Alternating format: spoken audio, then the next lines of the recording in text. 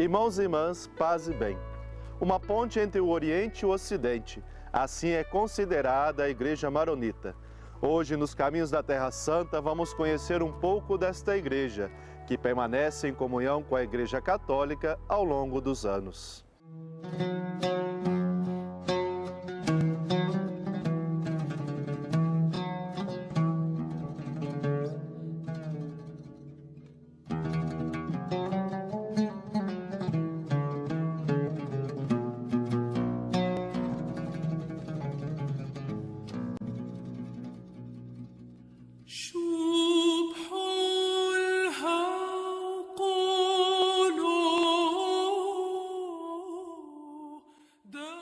1600 anos de fidelidade à tradição apostólica do cristianismo das origens. Fundada por volta do ano de 400, a Igreja Maronita se destaca por ser a única igreja oriental que permaneceu em plena comunhão com a Igreja Católica Romana ao longo dos séculos, sem nenhuma divisão ou cisma. Suas origens remontam à Igreja de Antioquia, cidade onde pela primeira vez os discípulos foram chamados de cristãos. Também é a única igreja chamada com o nome de um santo.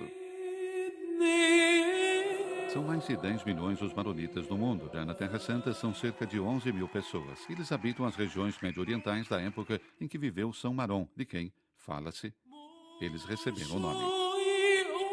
Ainda que pertence à Igreja Católica, a Igreja Maronita preservou suas peculiaridades. Antes de mais nada, um rito e uma liturgia específicos de matriz oriental, descendentes da tradição sírio-antioquena, que preservou de modo melhor a língua e os hábitos da primeira comunidade apostólica. Parte da liturgia se realiza ainda hoje na mesma língua falada por Jesus, além do árabe.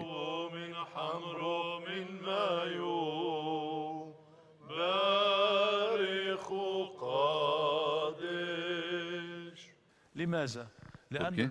Porque o próprio Jesus falava esta língua, o aramaico, o siríaco, que são a mesma língua. Mantivemos essa língua, pois é aquela do nosso Senhor Jesus Cristo. A Igreja Maronita segue o calendário litúrgico romano, o que diz respeito à celebração dos 3 sacramentos da iniciação cristã, batismo, crisma e eucaristia, diferencia-se do rito romano. Como para as outras igrejas orientais, católicas e ortodoxas, seus sacerdotes podem se casar antes da ordenação diaconal, mas a maioria deles fica solteira. A liturgia maronita é especialmente rica de dimensões teológicas e humanas. Ela é, em si, uma verdadeira escola de fé, encarnada no mundo para iluminar o caminho através das luzes do reino.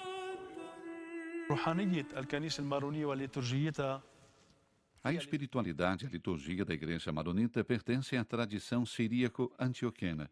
Há similitudes entre nós e a Igreja Caldeia e há outras com a Igreja Siríaca. Por isso, o título dos nossos livros das orações é Igreja Siríaca Maronita.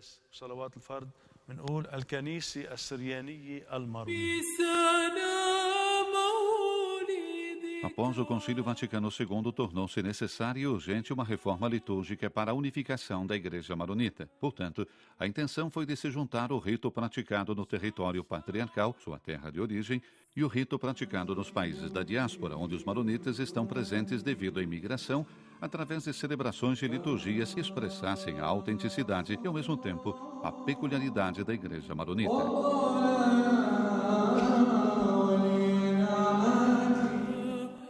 Esse movimento de renovação procurou recuperar a pureza da tradição antioquena, acabando com os fluxos exteriores penetrados ao longo dos séculos.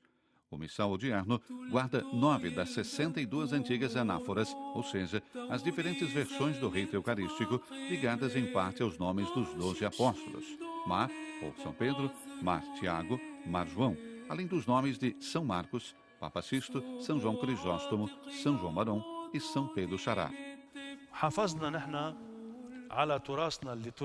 Mantivemos nossa tradição litúrgica, a tradição siríaca, e por efeito das mudanças dedicadas após o Concílio Vaticano II, a Igreja Maronita renovou seu missal, os livros de oração e todos os ritos e sacramentos.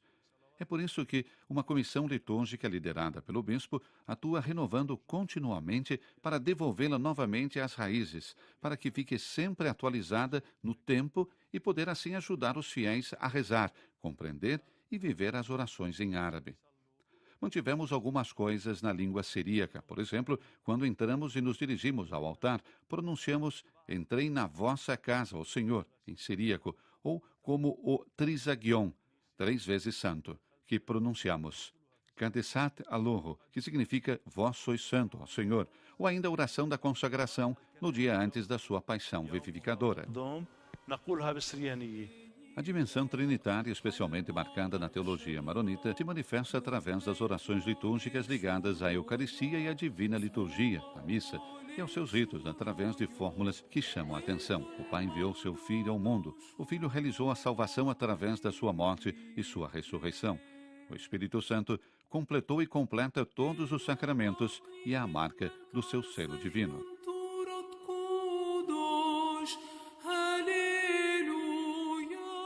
Também está muito viva a dimensão cristológica expressada pela teologia maronita através de 2 acontecimentos principais: o batismo que Jesus recebeu de João Batista e a morte no Gólgota com a gloriosa ressurreição de Cristo. O rito do batismo maronita reúne esses 2 episódios, refletindo a relativa, rica noção teológica do rito sírio-antioqueno. A dimensão escatológica, por sua vez, se externa em todas as celebrações e nos textos litúrgicos maronitas, entre eles os textos sobre a Eucaristia, o corpo de Cristo, a ressurreição e a vida nova. Os textos litúrgicos narram ainda as diferentes provações que a Igreja maronita teve que enfrentar na sua história, marcada pelo sofrimento e a perseguição, o perdão e a remissão dos pecados e ainda o desafio da unidade. A celebração litúrgica é um diálogo entre o celebrante e os fiéis, manifestando assim a unidade do povo de Deus e a união entre o céu e a terra.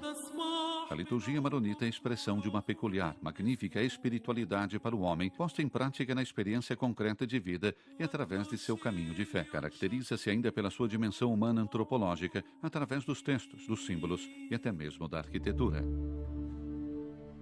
São Marón foi um asceta sírio falecido em 410, sobre cujo túmulo, no rio Orontes, foram fundados um santuário e um mosteiro, berço da comunidade. São Marón deixou Antioquia no final do século IV, antes do Concílio de Calcedônia, realizado em 451, que marcou a primeira grande divisão da Igreja cristã.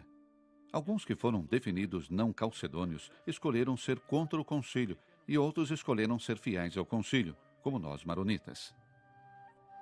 E foi justamente esse o motivo que levou São Marón a se estabelecer nas colinas, inspirando seguidores que, aos poucos, foram formando o primeiro núcleo da Igreja maronita. Após sua morte, seus discípulos prosseguiram sua missão, recebendo o apelido de filhos ou discípulos de São Marón, ou de Casa de Marón, até serem perseguidos pelos cristãos monofisitas que haviam se separado dos cristãos bizantinos e latinos no Concílio de Calcedônia no século VI e depois pelos muçulmanos entre os séculos VII e VIII. A pertença à Calcedônia sempre será um dos elementos de identidade da Igreja maronita.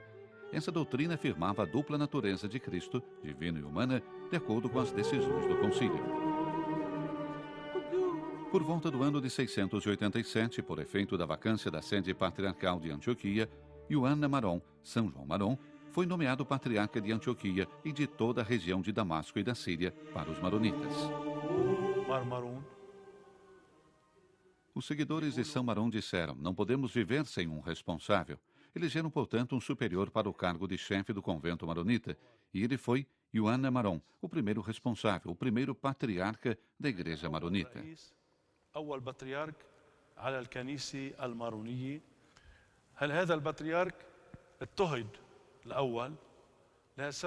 Esse patriarca foi perseguido e, por este motivo, deixou a Síria e chegou às montanhas do Líbano.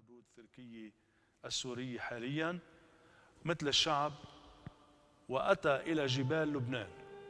Para fugirem da ameaça muçulmana árabe por volta do final do século IX, os maronitas se refugiaram de modo maciço nas montanhas do Líbano, começando assim a se espalharem pela região inteira. Durante 400 anos residiram no Vale de Cadiça, onde os patriarcas viviam nas cavernas com a comunidade, em áreas montanhosas, onde ninguém poderia alcançá-los. Coração e mente abertos à obra do Espírito Santo e atentos à inspiração divina. Assim devem viver os cristãos em busca da unidade. Na próxima semana vamos conhecer um pouco mais a Igreja maronita. Até lá!